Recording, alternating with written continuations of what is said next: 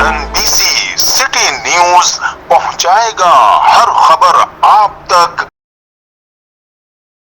मैं हूं असलम खान और आप देख रहे हैं CNBC सिटी न्यूज। मेरे स्टूडियो मौजूद हैं रज़ाक संघाई साहब। ये भी प्राइज बॉन्ड के हवाले से क्या कहेंगे कि जिस तरीके से गवर्नमेंट ने बगैर इतला दिए हुए प्राइज बॉन्ड बंद किए तो काफ़ी आवाम परेशान है, ताजिर भी परेशान है, आवाम भी परेशान है। तो आइए मेरे साथ रज़ाक साहब मौजूद, इनसे पूछता हूँ ये क्या कहेंगे। अस्सलाम वालेकुम। वालेकुम अस्सलाम। कैसे हैं खान साहब? शुक्र से। रज़ाक साहब क्या कहेंगे जो प्राइज बॉन्ड आवाम के लिए भी बड़ा अंदर वो बेचैनी पाई जाती है, ताजिर भी परेशान है और अचानक बंद कर दिए गए, तो इसके बारे में आप क्या कहेंगे प्लीज़?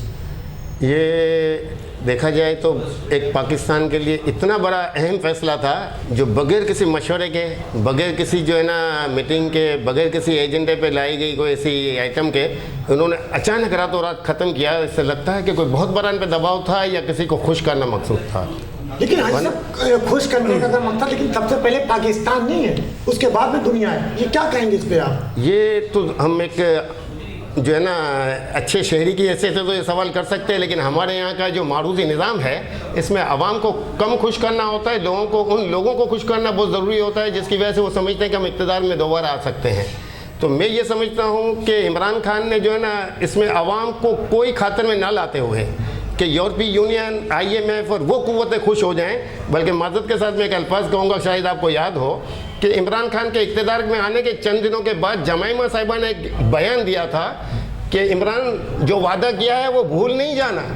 तो मुझे ये लगता है कोई वहाँ वादा हुआ है जिसको वो पूरा कर रहे हैं। पाकिस्तान के एजेंडे पे इमरान खान साहब काम नहीं कर रहे हैं, यानी गैर मुल्की एक गैर मुल्की एजेंडा है। आपसे सोचें कि पाकिस्तान और दुनिया में कोई स्कीम लाने के लिए अरबों रुपए एडवर्टाइजमेंट पे खर्च किए जाते हैं कि स्कीम में आवाम आए। आपकी स्कीम में बगैर किसी खर्च के आवाम आ रही है, आपको अरबों रुपए का आवाम लोन दे रही है ना। प्राइज बॉन्ड लेने का मतलब क्या है? आप IMF से लोन लेने जाते हैं तो आप आसमान सर पे उठाते, IMF ने लोन मंजूर कर ली, अमेरिका ने हमारी इतनी अरब की लोन मंजूर कर, ये तो बगैर उसके आवाम आपको दे रही है, कोई शर्त भी नहीं रख रही है, आवाम आप पे इतना एतमाद कर रही है और ये स्कीम साल से चल रही है। पाकिस्तान की बड़ी बड़ी हुकूमतों ने इस दबाव को कबूल नहीं किया और इन्होंने कबूल किया, तो मैं समझता हूँ कि जाहिर है कि वो किसी और को खुश करना चाहते हैं, वरना कौन ये चाहेगा कि इतनी बड़ी जो है ना आपके मुल्क के अंदर ये स्कीम चल रही थी जिससे पूरा 22 करोड़ आवाम इस्तेफादा कर रहे थे, हुकूमत के पाकिस्तान के खजाने में पैसा आ रहा था। आज पाकिस्तान की बैंकों में अरबों रुपए के बॉन्ड पड़े हुए हैं और स्टेट बैंक के पास देने के लिए पैसा नहीं है, 13% सूद दे रही है। और ये वाहिद स्कीम थी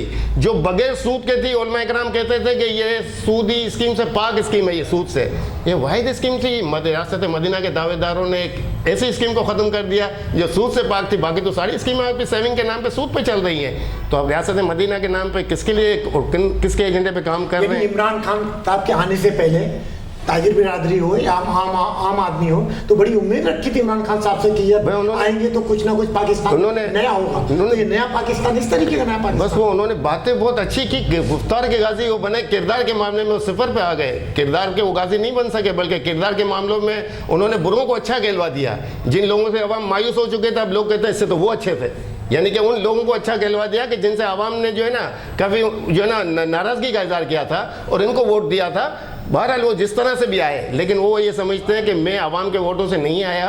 शायद वो भी समझते हैं कि मुझे लाने में बाहर की और मुक़्तदरा क़ुव्वतें, उनको मुझे खुश करना है अगर, तो मैं ये समझता हूँ ये मुल्क को कौम के मफाद में नहीं है।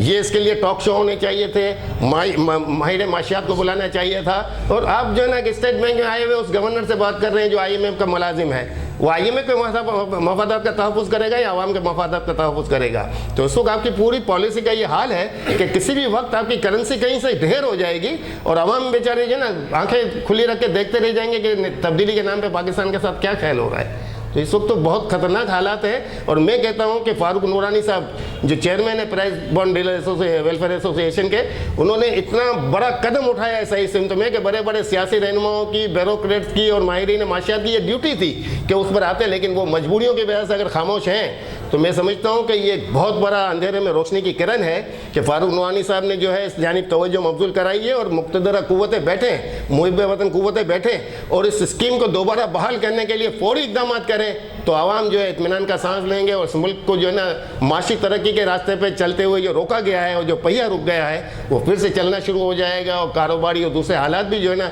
इसकी वजह से जो है ना वो अपनी उस रुख की तरफ उनका जो किबला जो है दुरुस्त की तरफ जो है ना तयन हो जाएगा। और मैं समझता हूँ कि इस तरफ जो है ना फौरी तवज्जो दी जाए, इस इसमें कोई खामी है? दुनिया में हर कामों में खामी होती है तो कानून तो खत्म नहीं कर दिए जाते। तो उसके लिए जो है ना, कहीं अगर आपको कोई खदशात हैं, किसी को जो है ना मुतमईन करना है तो उन तरफ काम करें, उसके लिए किसी ने नहीं रोका आपको। लेकिन स्कीम को तो बंद कर देना तो ऐसी बात है कि मस्जिद में अगर कुत्ता आ गया तो आप कहें मस्जिद को ढा दो, भाई मस्जिद से कुत्ते को निकालो। मस्जिद नहीं तोड़ी जाती, मस्जिद तो अल्लाह का घर है, उसमें नमाज होती है, कुत्ता आया उसे बाहर निकालते हैं। इसी तरह किसी स्कीम में, किसी अच्छे काम में अगर कोई खराबी पैदा करने वाले लोग आ गए, उस खराबी को दूर किया जाए, उसके लिए इदारे, कानून और आइन मौजूद है, उसके तहत काम किया जाए। तो रज़ाक साहब, आपके हिसाब से कौन ऐसा इसमें आ गया जिसने कानून को खराब? इन्होंने तो इसका उन्होंने बुनियाद बना दिया ना कि प्राइस बॉन्ड का जो प्राइस लगता है उसको जो है ना वो लोग इस्तेमाल कर लेते हो, फला लोग इस्तेमाल कर लेते हो। भाई मैं यही कहता हूँ कि किसी चीज़ का, अगर ये टेलीफोन है, मोबाइल फोन को जो है ना किसी की बच्ची को कोई तंग करता है तो मोबाइल का इसमें क्या कसूर? इससे कारोबार भी होता है, अपनी माँ बहनों से भी बात करते हैं, अपने दोस्त अहबाब से भी बात करते हैं, अपने बच्चों से। लेकिन चूंकि मोबाइल फोन पे किसी ने धमकी दे दी किसी को कि मुझे इतने पैसे चाहिए तो मोबाइल फोन ही पाकिस्तान में बंद कर दो, ये तो कोई बात ना हुई।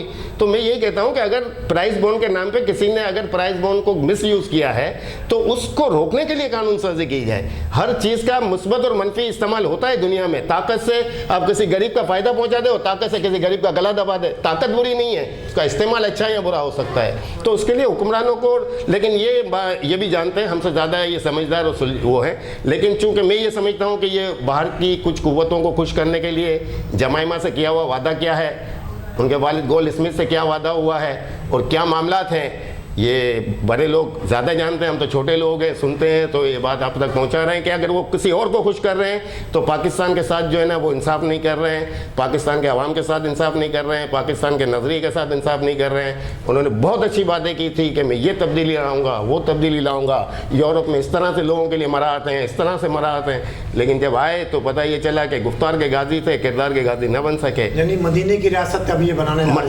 मदीने की रियासत के नाम पे मुनाफिकों की रियासत वाला मामला हो गया कि IMF में नहीं जाऊंगा, खुदकुशी कर लूंगा, और IMF पे सारी बातें मान। यार देखें ना, हम और आपने कोई 200 साल पहले तो ये तकरीर नहीं सुनी इमरान खान की, 2.5 साल पहले ही ये तकरीर सुनी थी ना कि IMF में जाने से पहले खुदकुशी कर लूंगा। अब ये खुदकुशी कर रहे हैं या पूरी कौम को खुदकुशी करवा रहे हैं, ये मैं नहीं जानता, ये आप ज़्यादा बेहतर जानते। नाज़रीन, ये थे रज़ाक साहब जिनकी आपने गुफ्तगू सुनी और बड़े ही परेशान, क्योंकि परेशान होना भी चाहिए, आवाम भी परेशान, ताजिर भी परेशान, तमाम लोग पाकिस्तान परेशान। तो इनका कहना ये था कि इसके मकसद पाकिस्तान को खुश नहीं किया जा रहा, किसी दूसरी ताकतों को खुश किया जा रहा। इंशाल्लाह कल किसी और नए मेहमान के साथ आपसे मुलाकात होगी। जब तक के लिए अल्लाह हाफिज़, पाकिस्तान जिंदाबाद। इस वीडियो को लाइक करें, हमारे चैनल को सब्सक्राइब कर बेल आइकन जरूर प्रेस करें, हमारी न्यू वीडियो सबसे पहले देखें।